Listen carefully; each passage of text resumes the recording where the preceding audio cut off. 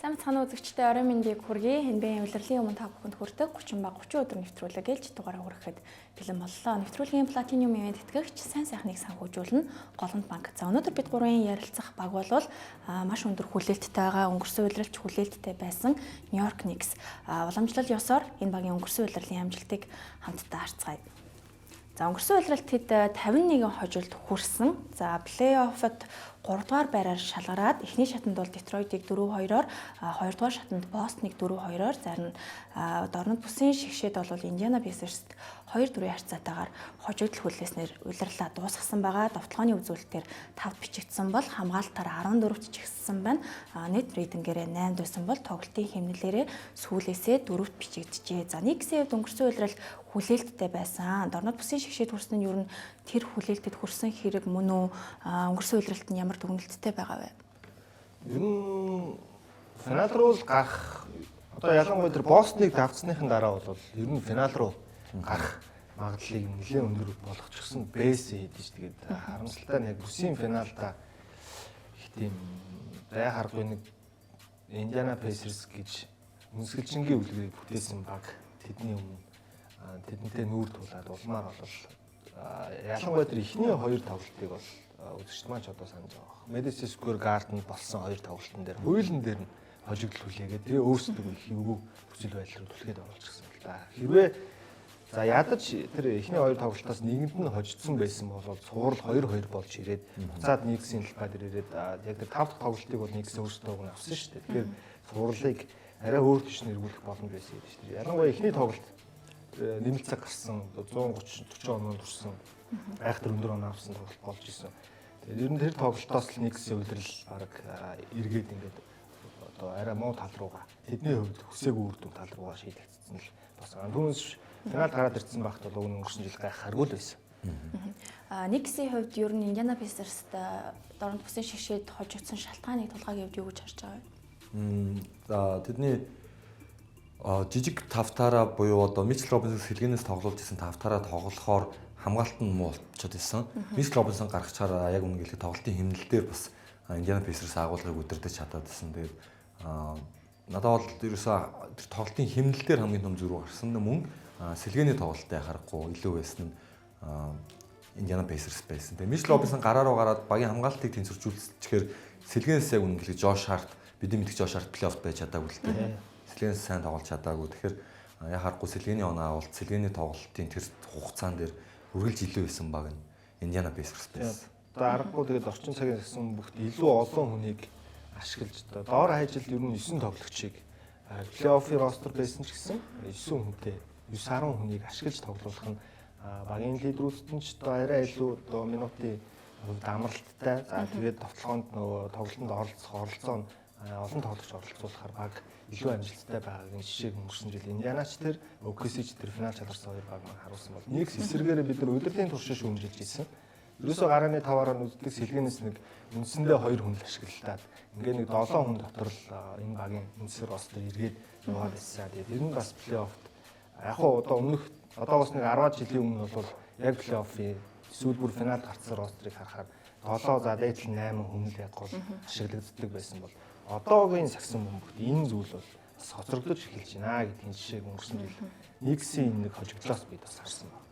За Нью-Йорк Никсийн хувьд өнгөрсөн улирал тоглолтын хэмнэлээр 26-д бичигдчихсэнийг бид харлаа. Зарим энэ зүүн солилцоогоор энийгээ сайжруулах нүүдлүүдийг хийж чадсан эсхийг асуултын хариултыг өнөөдрийн нэвтрүүлгээс хайцгаая. За өнгөрсөн улирал Jalen Brunson ямар үр дүнтэй тоглосон бэ? 65 тоглолтод оролцсон юм байна.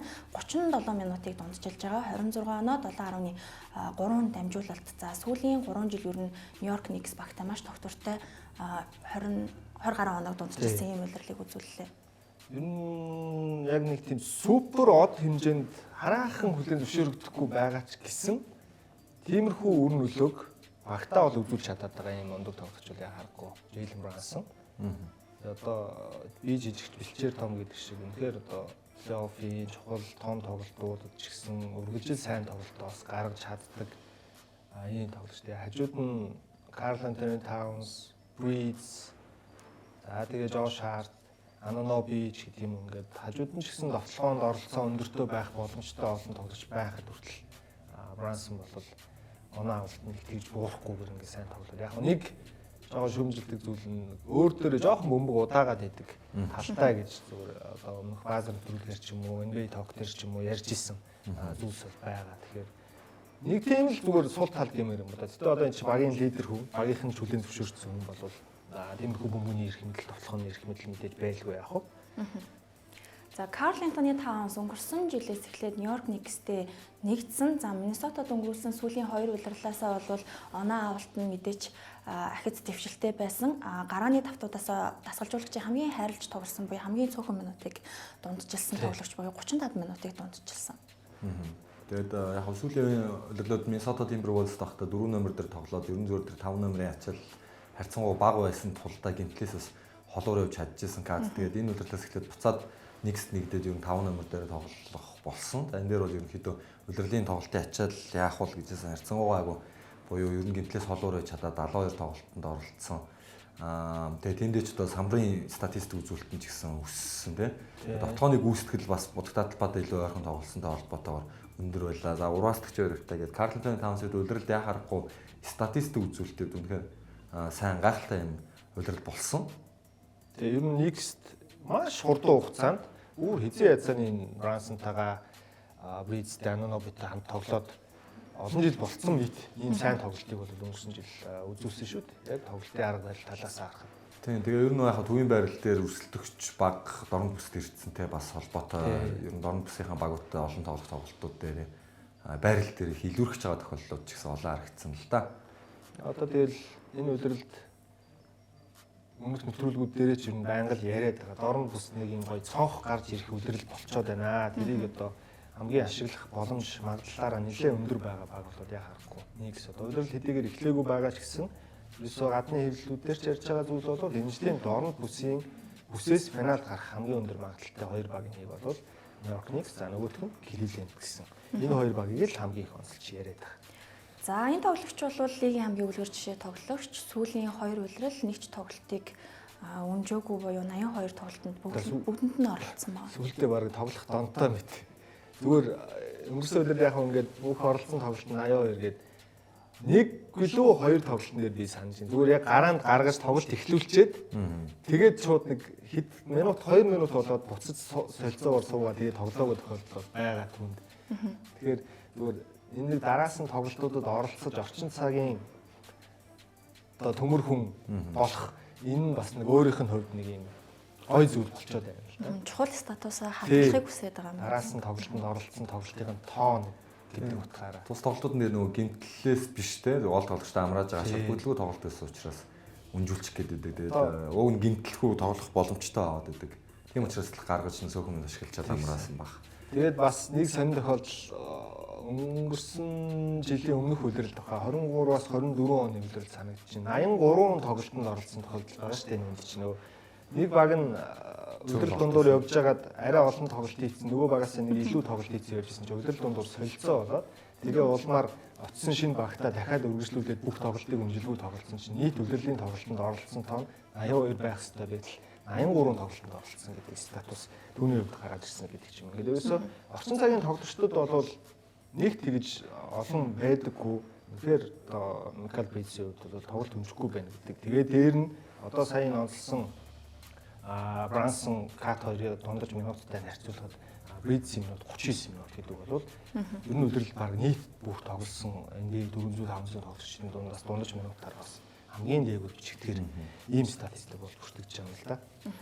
За Нью-Йорк Никс багаас энэ зүүн ердөө нэг тоглогч багаасаа явсан нь ачуу байлаа. За чөлөө тавиантаас түүний хувьд Майами Хиттэй гэрэлсэн байгаа.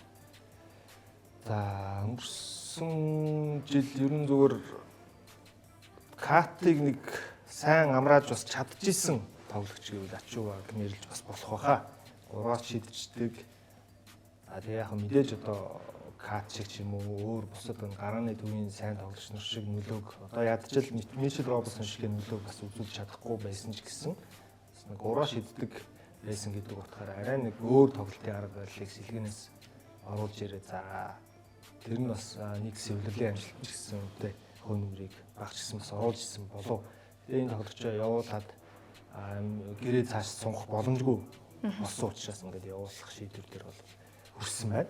За Нью-Йорк Никсийн хувьд өнгөрсөн үйлрлийн бас нэг асуудал нь сэлгээний тоглогчид байсан. За тэгвэл ирсэн тоглогчдын хамтдаа харьцгаая сэлгээгээ сайжруулж чадсан уу? Гарааны тоглогчдыг амрах потенциалтай тоглогчид байна уу? Энэ тал дээр юу гэж бодож байна? Мэдээж 9 тоглогч нэгэн тоглогч бол ирсэн тоглогч ингээд 4 тоглогч байна. Дөрвийнхаа одоо нэг нь бол сэлгэнээс найдвартай нэг 10-аас 15 оноо асуудалгүй дундчилчих юм ур чадвартай тоглогч байна. За нэг нь сүүлийн жил гэмтлийн асуудлаас болоод тоглолтууд нөлөө үзүүлж чадахгүй байгаа. Тэгээ гэмтлэхгүй байвал ямар хүн хэмжээний ур чадвартай IQ өндөртэй тоглогч вэ гэдгийг мэдэн тэ Малком Брогдныг. За тэгвэл Япуселегийн хувьд бол яг Ачуаг бодвол нуруугаар бол дээрдэхгүй ч гэсэн илүү 3-аас шидэх чадвартай учраас бас яг зөв сэлгэнээс 3 шидэлтэн түнд давуу талыг багтаа бас үүсгэж болох юм. Ер нь зөвхөн өнгөрсөн жил яг юм сэлгэнээс оноо авалт тал дээр тусламж бол бас яа харахгүй дутчихсан. Ямар санда Пейн тэгж олон минут тоглох вэ тий. Одоо бол энэ үйлрэлээс ингэ ерөө Брогдон гэмтэлгүй бол Камерун Пейнд бол минут толтооргүй болж эхэлсэн гэсэн үг. Одоо баг Майс Макбрайд баг сэлгэнийх нь гол оноо авахч болоод хөвөрдсөн байлаа шүү дээ. Нэг хэсэг. Тэгсэн чинь одоо энэ дэр чинь бүр хизээ язааны лигт бол олон жил сэлгэнээс ингээд үр дүнтэй тогтмол оноо авах чадвартай тоглогч гэдэг харуулсан Жордан Кларксон гэдэг ийм тоглогч ирсэн байгаа учраас энэ бол маш том нөлөөг сэлгэнээс үзүүлэх бах. Тэгээ угаасаа ер нь довтлооны хүн шүү дээ. Оноо л авах зорилготой. Тэгэхээр яг ийм зөв хүний авч ирсэн. Дээр нь зүгээр Брогдон гэмтэлгүй болвол өгнөх гой нөлөө үзүүлэх боломжтой ухаалаг ийм тоглогч онооч авах чадамжтай гэх. Ер нь бол яг харахгүй явуулсан тоглогч тэгээд одоо энэ бүрдчихэд байгаа шинэ багийн энэ бүрдлийг хараад ирсэн тоглогчдыг харахаар нэгс бол энэ жил угаасаа энэ гой цонх гарсан жил дээр бүр бүх юмад ажиллахаар төлөвлөж энэ зуныг ажиллаа маш сайн хийсэн л гэж дүгнээр энэ зам болж өнгөрлөө. За Кларксон болоо Япуселе энэ хоёр тоглогчийн хувьд ер нь тоглолтын арга барилын хувьд нэгс тэр цутаасан зохицож чаддаг бол. Кларксон бол асуудалгүй хөө.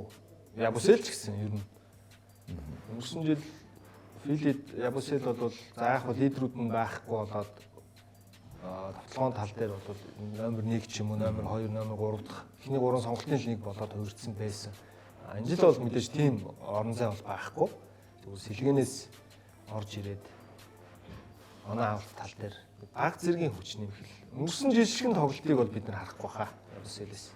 Тэгээд Япуселед ганцаард нь 2 жилийн 11 сая гэрээ өгсөн байна. Тэгээд Кларксон бол 3.6 саяар, Брогдон 3 саяар авчирна гэдэг бол өнгөө шахуу ингээд туршлагатай сайн тоглогчийг л аваад ирлээ л дээ. Тэгээд сайн баг бүрдсэний дараа бол ингээд туршлагатай тоглогчид ахын тоглогчийн гэрээгээр аврагыг гориглоод ер нь дагалдаад ингээд өнгөө үрцэх бол байдаг. Тэр зарчмаар л Брогдон, Кларкс хоёр бол ирчихлээ. 16 оноо өнгөрсөн жил 16 оноо дундчилсан хүнийг 3 саяар. За ер нь карьерийн дундчийг харахад ямар ч 10-аас дээш оноо дундчилдаг.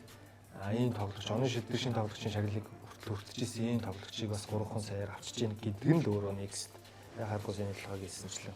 Ахын тоглогчд аврагын бүгжийг л горилж энэ сонголтыг хийж ирсэн. Түүнээс биш яг үүндээ одоогийн нөхцөл байдлаар Кларксон 3.6 саяас ч өшөө илүү л авах чадамж нь байгаад байгаа тоглогч шүү дээ. Насан ч бас арай гайгүй. За 101 тоглогчийн гэрээний сонголтыг бол хийсэн. За Bridges. Жилийн 37.5 сая. Тийм тэгэл авах стол гэрээг авлаа. Үзүүлж байгаа нөлөөндөө л яг тохирсон гэрээг авлаа. Тэгээд багч гэсэн бүр тэгж айхтар үнэтэй гэрээ өгсөнгүү, хямдханч гэрээ өгсөнгөө хүртэх стол хүртүүдэл гэж бодсон. Тэгээд гол нь энэ гэрээг өөр багт солилцоор явуулсан ч өөр багууд асуудалгүй авчаар ийм гэрээ нэлдэн болчуудаа л гэж харж байна. Тэгээд Bridges бол одоо яг тасгалжуулагч болгоны багтаа байлгахыг хүсгэл тоглогч л доо. Урт мөчтэй, шидэлттэй, самбар тусалцаа үзүүлждэг, хамгаалтан дээр сайн тэгээд ерөөсөө яг энэ SF-ийн байрал дээр бол өөлөх зүйл тун багтай ийм тоглогч санагддаг миний хувьд болоо. Тэгэхээр одоо дараагийн магадгүй за яг энэ жил 37 саяын ингээд дунджаас дээгүүр сонсогдож байгаа баг. 2 жилийн дараанаас эхлээд Bridges-ийн авах тэр дунджаар заа нэг 40 орчим саяын цалин болвол ер нь багтаа орж эхлэх цалин болж эхэлнэ л дээ. Тэгэхээр энэ бол нэгсийн үед ашигтай ийм гэрээ болсон баг. Яг гоо Bridges ч гэсэн том боломжийн л мөнгө авлаа гэж дүгнээр байна. За Нью-Йорк Никсийн хамгийн чухал нь за өнгөрсөн үйлрэл хэмнэл, хурд, хамгаалалт, сэлгээ гэсэн сул талууд байсан. Энэ явсан ирсэн тоглогчдоос харахад эднэрийг ер нь нөхөж чадсан уу, хамгаалалт нь хэр сайжрах вэ? Хамгаалалт хамгаалтын нөлөөч яг алдсан тоглогчдоос нь нэг тийм хамгаалттай тоглож одоо ачуу бол хамгаалтан дээр нэг тийм айхтар орон зайцлага тоглож биш байсан. Эрснүүдийн харьцуулаад харахад ч гэсэн нэг тийм шууд хамгаалтын сайжруулж байгаа хэмжээнд бол санагдахгүй байна.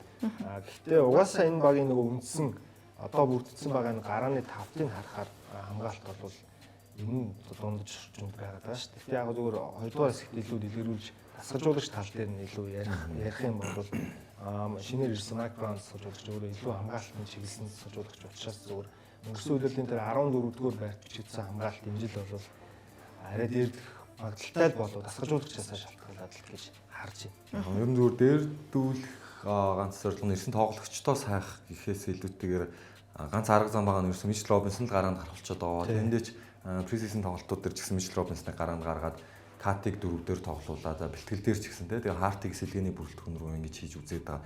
Нэр сонсох юм бол Харт, Ануноби, Микал Бриджесгээ 3 тоглогч хамтдаа байхад тэр багийн хамгаалт сайн юм шиг боловч яг үүндээ будагтаа талбайд нөхөж хамгаалж байгаа Катийн хамгаалт тийм будагтаа талбай хамгаалтын үзүүлэлт нь сайн биш байна. Багийн лидер Джейлен Брансны хамгаалтан дээр үргэлж султал болдог. Тэгээд бүр дэндүү залхуу хамгаалагч тохиолдол байдаг. Энэ бол довтлогоон дээр өндөр ачаалал авдагтай холбоотой байж болно. Бас нөгөө талаар ихрий бие жижигтэй. Джейлен Брансны хамгийн том султал бол бие жижиг. Тэндээс ч хизээч авраг авч чадахгүй багийн лидерийн дүрээр гэсэн яриач байдаг тий.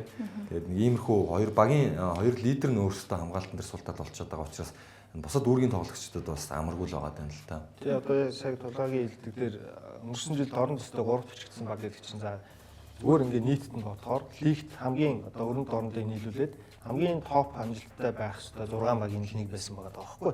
Тэгэхээр хамгаалтын үзүүлэлт нь 14-р байрт гэхээр ууны чинь ядаж ихний 10 дотор явж явах ёстой байтал тийм биш байсан гэд бодохоор харахгүй сонирхолтой баталж байгаа юм л да. Багийн хоёр лидер нь хамгаалтан дээр өөрсдөө их хойрог байгаад байдаг. Тэгэхээр энийг бол би нэг айхтар сайжирсан гэж зүгээр бодмооргүй бодоход яг бүрэлдэхүүний нэр харахаар тэгж юу санагдахгүй байгаа. Тэгээ харин тасгалжуулагчтай л холбож арай өөрчлөгдөх зүйл нь тэр л болов. Тэгэхээр сайн нөгөө гарааны бүрэлдэхүүндээ өөрчлөлт оруулж байгаа гэдэг ч юм уу. Иймэрхүү жоохон өөрчлөлтүүд оруулж ирснээрээ харин хамгаалтаа арай өөрчилж бас засах боломжтой л болов гэж харж байна. Ингээд үзэгчдээ энд хүрээд хэсэг хугацаанд завсралын нэвтрүүлгийн гол ивент тэтгэгчээр хамтдаа төрүүлж болох нь Unitel Group.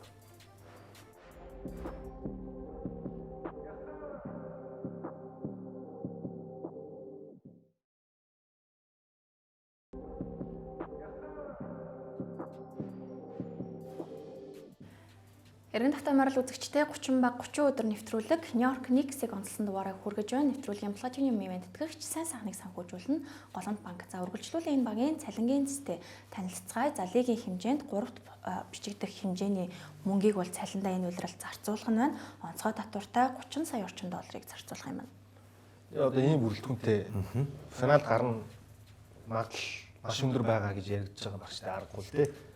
Катин гэрээ за Брансны гэрээ харин ч бага байгаа тултаа тийм байгаа шүү дээ. Бранс авах хөстө цалингаасаа бол хамаагүй багыг татгалзаад авсны хүчинд энэ Ануноби Бриджес хоёрыг авчирсан. Тэгээд Ануноби ч гэсэн гэрээний сонголтоо хийсэн байгаа. Бриджес гэрээг нь хүчлөө. Кат угаасаа гэрээтэйгээр Миннесотагоос ирсэн. За Хартс ч гэсэн бас боломжийн гэрээ авч байгаа өөр хэмжээнд. Тэгээд ингээд бодохоор яагарахгүй ингээд гол 4 5 тоглогч нь тавуулаа нэлээд өндөр дүнтэй гэрээтэй учраас цалингийн зэсээр дээгүүр бичигдэх нь аргагүй.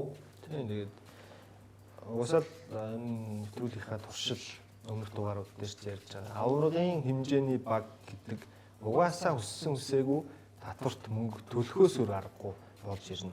Яг уу за өнгөрсөн жил OKC илүү юм нөгөө залуучуудтай байсан гэдэг утгаараа цалингийн хувьд бол бага байсан хэдиж одоо OKC-ийн дугаар дээр чинь өмнө ярьсан шүү дээ. 2 жилийн дараанаас эхлээд нөгөө энэ том гэрээнүүд чи ороод эхлэхээр тэрт хүссэн үсээгүй өндөр амжилттай байгаа тэрийгээ дагаад өндөр мөнгө төлж таарна гэдгийг жишээ. Одоо энэ шиг нөгөө лигт аль хэдийнэ өөрсдийнхөө байр суурийг олцсон бүх хотод ч хүртэл болоод үзчихсэн ийм 3 4 тоглогч нарыг нэг баг дээр ингээд ростертаа цуглуулчихж байгаа. Доогтол нь баг 35 саяын цалинг багийн 4 дахь сонголт болж байгаа. Одоо Ануноби ч гэдэг юм уу те. Ийм тоглогч нь авч байгаа учраас энийгээ дагаад цалингийн зэс бол нэлээд өндөр гарч ирэх нь бол яарахгүй тодорхой. Гэхдээ энэ бол Нью-Йорк хот мөнгө бол асуудал биш яг үнэндээ. Үргэлж Madison Square Garden ямар ч үед баг нь муу амжилттай байсан ч дүүрэн үзэгчтэй байдаг учраас тэдний олж байгаа мөнгө бол энэ зарцуулж байгаа мөнгөнийх нь хажууд бол хамаагүй их байна л та. За энэ жил Нью-Йорк Никсийг би даваргын төвшөнд ярьж байна. Тэгэд энэ жил авраг авч чадахгүй бол 26-аас 27 оны улиралд мэдээж боломжтой дараагийн улирал нь байх болно. Харин энэ үед баталгаад гэрээтэй 9 тоглогч байгаа юм байна. За гарааны 5 тоглогч нь нийлээд ерөнхийдөө дийлэх цалингийг бүрдүүлж Тий байна. одоо ямар ч гэсэн нэг 2 жилийн дайрах боломж бол байна л гэсэн үг. Одоо яг энэ бүрэлдэхүүний хадгалаад энэ жил бүрдүүлсэн байгаа. Одоо энэ жилийн бүрдүүлсэн байгаагаас сайн нөгөө шинээр ирсэн хоёр хүн маань л байхгүй шүү дээ. Брогдон, Jordan Clarkson хоёр. Бос яг одоо багийн үндсэн core бүрэлдэхүүн бол тэр чигтээ хадгалагдаад явчих боломжтой харагдаж байна. Яг хоо энэ жил бүтлгүүтүүл зүгээр энэ нэрсээс Carlton Towns арилж магадгүй юм. Тий. Carlton Towns ер нь одоо хүртэл бас солилцоонд нэр нь үе гарсаар байгаа. Тэгэхээр тэдний нөгөө хүлээж исэн тоглогч нь мөн эсхэн дээр баг зэрэг эргэлзээ бас байж болох юм. Тэгээ улиралд сайн тоглоод байгаа намаагүй плей-офф дээр тэр тоглолтоо үзүүлэх шаардлага байгаа. Яг үнэнгэлэхэд Кат зөв нэг тоглолтын дээр дөрөвдүгээр чидэлтүүд нь ороод маш чухал хожлыг авчирсан санаж байна. Түүнээс шиг бүтэн агуулгыг харах юм бол плей-оффт хангалтгүй л байсан л да багийн 20 лидер гэхэд.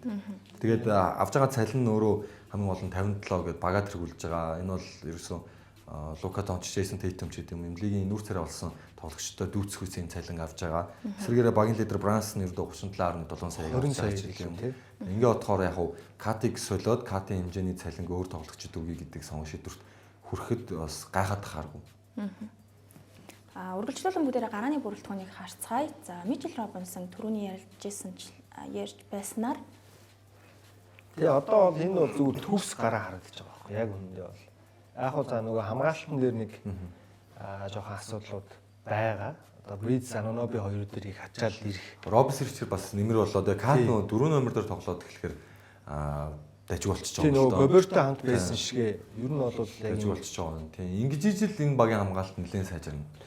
Одоо зүгээр харин нөгөө Робинсоныг эсрэг багууд нэг жоохон суултал болгож хурдтай тоглоод эхлэхээр л жоохон юм өөр болчиход байгаа юм л та.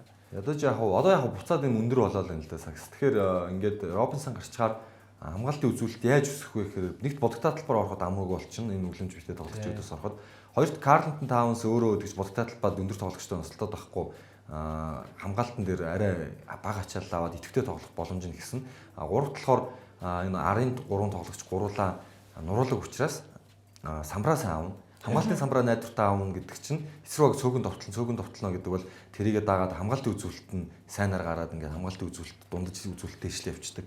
Тэгэхээр энэ бүрэлдэхүүн л ерөөсөө сайжруулах боломжтой. Тэгээ ганц асуудал байгаа нь Мичел Робинсон эзэж улирлын бүтэн тоглолтын ачаал авч үзээгүй. Тэгээд ингээд гараанд гараад улирлын эхнээс ингээд доктортой тоглоод эхлэх юм бол тэр 2 дугаар хагаст гимтлээс олуур байж чадахгүй гэдэг хамгийн их анхааралтай. Тийм яг харахгүй энэ дээр тулгаатай санал нэг Мичел Робинсон гол асуудал болчиход байна энэ багийн. Одоо яг сэлгээний төвийн байрлалыг харахаар ер нь сая одоо ачуу байгаа жишээ нь энэ зуу явуулчихсан. Ингээ харахаар сэлгээнд яг төв найдвартай хүнгүй болчиход байгаа юм л та. Одоо нөгөө Мичел Робинсон Кат хоёр хамт гарчаар Ябусэл чи яг үнэндээ PF гэхэд нуруу маш намхан шүү дээ. Тийм. За тэгээд Тосан Эбоуман гэж энэ залуу тоглогч аваад ирсэн. Руки. Тэгээ энэ тоглогч бас яаж тоглох нь тодорхой бус. За яг байрлалаар нь ингээд харах юм бол төвийн байрлалтын баталгаатай хүн ер нь байхгүй болчиход байгаа юм л да. Одоо Акборти гэж нэг тоглогч өнгөрсөн жил байсан. Энэ жил бас бүрэлдэхүүнд байгаа нэг герман хэрэгжлээ тоглогч байгаа да. Тэр тоглогч бол нэг тийм том нөлөөтэй тоглолт үзүүлж бас чадахгүй болчиход байна л да. Тэгэхээр төв дээр хэрвээ Мичел Робинсон Кат хоёрын нэг гэмтэлтэй ч юм уу ийм зүйл тохиолдоход л энэ багийн төвийн байрал шууд асуудалд орох хэмжээнд болчиход байгаа учраас зөвхөн энэ өвөл магадгүй төв дээр дахиад нэг туршлагатай тоглогч баг цалингаар аваад ирэхийг ч үүсэхгүй гэдэг л ийм хүлээлт бол байгаад байна. Хүссэн амжилтандаа хүрэхийн тулд гэмтлэхгүй байх шаардлага яхахгүй төвийн байралд үүсэж байгаа юм байна. За дасгалжуулагчийн тухайд Майк Браун Нью-Йорк Никс юу авчирч чадах вэ? Тойрж байгаа туслах дасгалжуулагчдын бүрэлдэхүүн хэр чанартай байна. За өнгөрсөн үеэрл бас дасгалжуулагч нь бол нэлээд шүүмжлэлт өртөөдсөн учраас ийм сонголтыг хийлээ. Энэ нь хэв зөв шийдвэр байв. Би бол яг Никсийн дасгалжуулагчдын багийг сайн гэж боддгоо тэр бодлоо Майк Браун ирсэн ч хэвээрээ байгаа. Учир нь Рик Брансон гэдэг ирхэн бол ерөн зүгээр Джейлен Брансон л авчрах зорилттой байсан. Аав нь байгаа шүү дээ. Яг дасгалжуулагчид яг ийм туслахт тасгалжуулагчдын роль өндөртэй байгаа дээр бол мэдэхгүй байна. Зөвхөн Морис Чикс гэдэг тасгалжуулагчны хамгаалтан дээр хамгаалтын мэргэжилтэн болж ажиллаж байгаа. Тэгээ Майк Браун тасгалжуулагч болохоор ерөн зүгээр ингээд хэдэн гол тоглогчдоор бол зүтгүүлдэг. Тэгээ хувьсах чадвар муутай гэдэг нь харагдсан. Өөрөөр хэлбэл цэлгээний туслах тасгалжуулагчаар 6 жил ажиллахдаа багадгүй туршлага хөрөмтлүүлээд илүү зохион байгуулалтад довтлогоо явуулдаг бөмбөг шилждэг сагсан мөнгийг сургалцаад Стив Кер тасгалжуулагчаас суралцаад эхний жилдээ бол Sacramento Kings хэрэгжүүлж чадсан.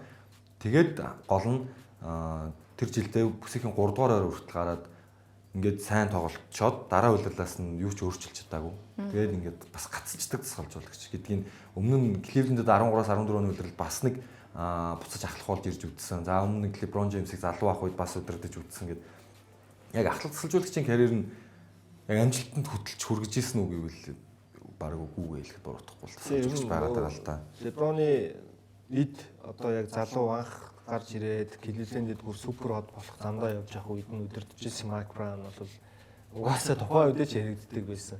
LeBron-ы ачаар л энэ дасгалжуулагчийн нэр гараад байна. LeBron-ы ачаар энэ дасгалжуулагч бүх хотын тоглолтыг дасгалжуулахаар болчихлоо гэдэг ч юм уу. Иймэрхүү зүйл угаасаа бүлийн зөвшөөр үздэг байсан дасгалжуулагч. Тэгээд явсаар за ганц харуулсан жил нь яхахгүй сонирхолтой гэсэн тэр Sacramento-д нэг жил өрн бүсийн айхтар өрсөлдөөнд дундаас 3-аар гарч ирж байсан тэр тохиолдол байгаа. Түүнээс биш Типсийн арга барилыг бид нар өнгөрсөн жил чинь гэж хөндлөсөн тийм ээ. Ерөөсөө 5 тоглогчоор бол нүдээдээ энэ гарааны тавтаа одоо ингээд ерөөсөө амраахгүй дундаж минут нь маш өндөр гэж одоо онцлж ирсэн бол тодхон санаж байна. Иннээс нэг тийм хол зөрхөөргүй арга барилыг Майк Браун Sacramento дээр бас харуулсан байхгүй. Ерөөсөө нөгөө Fox, Sabonis, Murray гэдэг ч юм уу залуу ирчүүчтэй байсан тэр залуучуудаараа л нүдээдээснээс биш олон ийм тоглогчийг багт оруулж ашиглаж ирсэн тохиолдол түүнд тийм шиг байхгүй. Амжилттай болсон ганц жилийн харахаар ерөөсөө Fox, Sabonis хоёрын нуруунд дээр бүхнийг үүрэж явж ирсэн.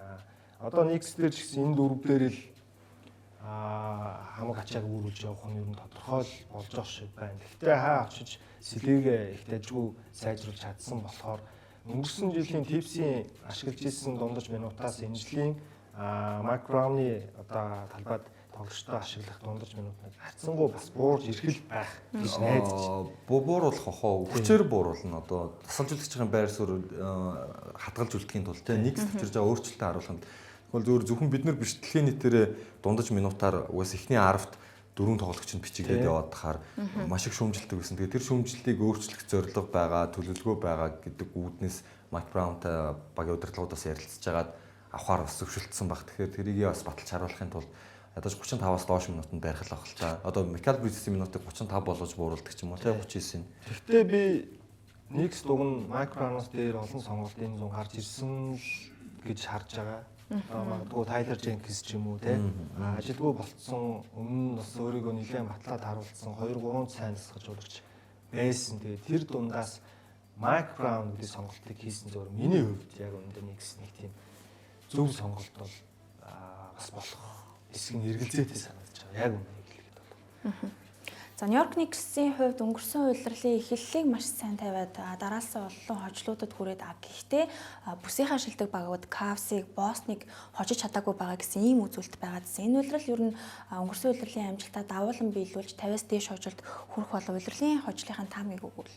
Удиралт асуудалгүй хөө өнгөрсөн жилээсээ ч давж магадгүй. Яг хөө энэ жилийн орон дэвийн өрсөлдөөн нөгөө дундаж байсан багууд маань одоо Detroit ч гэдэг юм уу, Atlanta ч гэдэг юм уу, Орландо байдаг ч юм уу ингээд их сайжраад ороод ирж байгаа ч гэсэн Knicks-ийн бүрэлдэхүүн энэ жил яг энэ бүрдсэн байгаа тоглолтыг харахад бол өнгөрсөн удирлын амжилтаа давуулахад бол ямар ч асуудалгүй болов гэж харж байна. Миний хувьд тийм удиралт ер нь бол бүсийн тэл нэг юм хоёроор л гарах байх уу сайн. Тэгэхгүй бол сүнсээгүй тийм тэгж гарч л таарах байх. Тэгээд хоёр дахь удиралтаа ингээд энэ бүрэлдэхүүн ерөнхийдөө тоглож байгаа. Тэгээд Malik Monk-ийг сайн ашигласан шиг Clarkson сэлгэнээс бас Mike Brown суулжуулагчтай ажиг ашиглаж байгаа. Ингээд бодохоор удиралтаа бол асуудалгүй бах уу. За баярлалаа. Ингээд үзэгчдээ бид Нью-Йорк Knicks-ийг онцлсон дугаараа хүргэлээ нэвтрүүлгийн Gold Event тэтгэгч хамтдаа төрүүлж алах Unitel Group байлаа. Баяртай үзэгчдээ.